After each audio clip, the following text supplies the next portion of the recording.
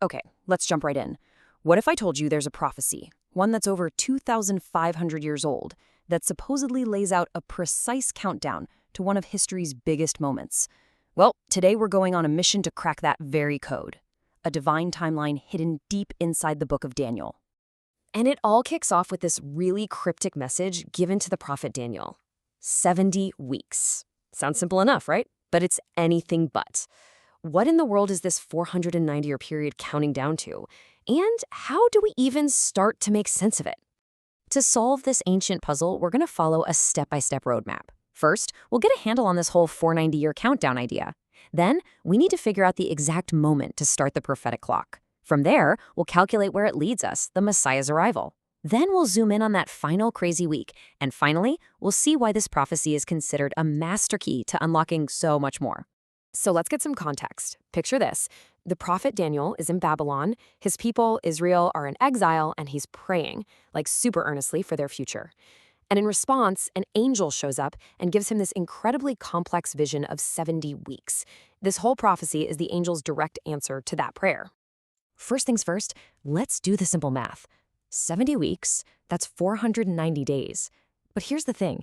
The source text we're looking at argues that a literal 490 days just doesn't seem to fit the epic scale of the events being described.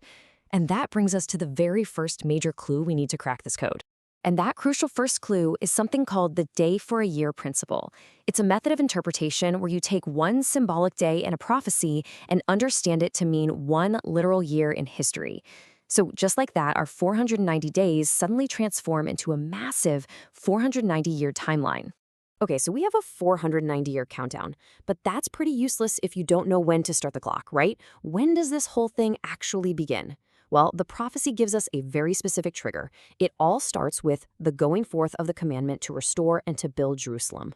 Now, history tells us there were a few different decrees from Persian kings around that time, but they weren't all for the same thing. You've got the famous decree from Cyrus, but that was just about rebuilding the temple.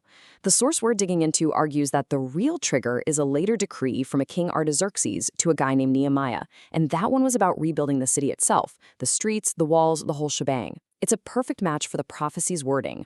So we have the event, now we need the date. A lot of chronologies will tell you this happened in BC 445. But the source material we're using points to research that actually corrects this date by 9 years, landing us squarely in BC 454. And according to this view, getting this specific date right is absolutely critical for everything that comes next. All right, let's get to the prophecy's first huge milestone. It says that from the starting point unto the Messiah the Prince, it would be 69 weeks. Okay, so that's the first 483 years of our 490-year countdown. The clock is set, it's ticking away, so where does it land? Here is where the math gets really cool. You take those 69 weeks, you convert them to 483 years using our day for a year principle, you start the clock at that super specific date, BC 454. You count forward 483 years, and you land with pinpoint accuracy in the year AD 29. So what happened in AD 29? This is a really critical detail. You see, the word Messiah, or Christ in Greek, isn't actually a name, it's a title. And it means the anointed one. According to the source's reading of the Gospels, Jesus wasn't called the Messiah at his birth. He became the anointed one at his baptism by John the Baptist. So the crucial point here is that this 483-year clock wasn't counting down to Jesus' birth in a manger, but to his anointing as the Messiah. And guess when that happened? Historical and biblical records place his baptism in the autumn of AD 29, the exact year our calculation pointed to. It's a perfect fit. Okay, we've covered 69 of the 70 weeks. But what about that final 70th week? This last 7-year period is where the prophecy gets even more detailed, and it's a week that gets split right down the middle. The prophecy gives us this specific clue, in the midst of the week. That's a huge signal that something major is going to go down halfway through that final 7-year period. The prophecy says the Messiah would be cut off and would cause the whole system of animal sacrifice to stop. So that 70th week begins in AD 29, right where the 69th week left off. The first half, 3.5 years, lines up perfectly with the known length of Jesus' public ministry. And that period ends in the middle of the week with his crucifixion, which happened in the spring of AD 33. According to this interpretation, Jesus' death was the ultimate perfect sacrifice. By being cut off, just as the prophecy said, he made the entire temple system of animal sacrifices obsolete in God's eyes. He caused the sacrifice to cease because he was the final sacrifice. But hold on, what about the other 3.5 years? The clock is still ticking? Well, according to the source, this period from AD 33 to AD 36 is when God's special favor was still exclusively focused on the nation of Israel. The message was only for them.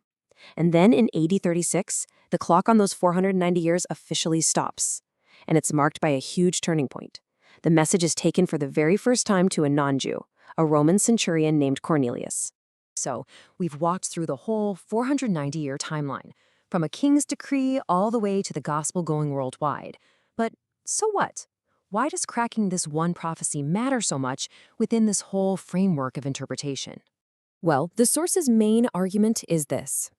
If the 70 weeks prophecy was fulfilled with such mind-blowing precision using that day-for-year principle, then that principle isn't just a wild guess. It's a proven, reliable key. It establishes a pattern that, they argue, can be used to unlock the meaning of other, even longer and more complex time prophecies in the Bible.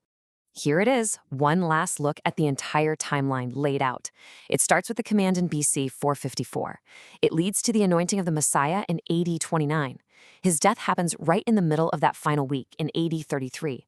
And the whole period concludes exactly on time in AD 36. It's a complete, self-contained story. And as this chart lays out so clearly, each major element of the prophecy is matched perfectly to a specific historical event. The Messiah's arrival lines up with his anointing, being cut off lines up with his crucifixion, the end of the old sacrifices lines up with his perfect sacrifice, and the end of the 70 weeks marks that big shift in focus to the rest of the world. So what are the big takeaways here?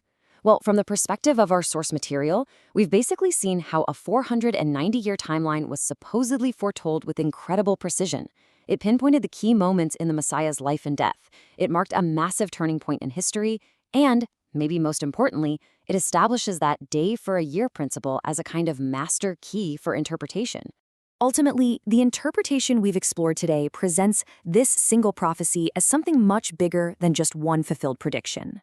It's framed as a foundational blueprint, a master key that unlocks a very specific way of seeing how divine plans and human history can intersect. And all of this leaves us with a final, really fascinating question to think about. Whether you see all this as a divine roadmap, an incredible set of coincidences, or a deep theological framework, it really forces you to ask, what exactly is the relationship between prophecy, history, and faith?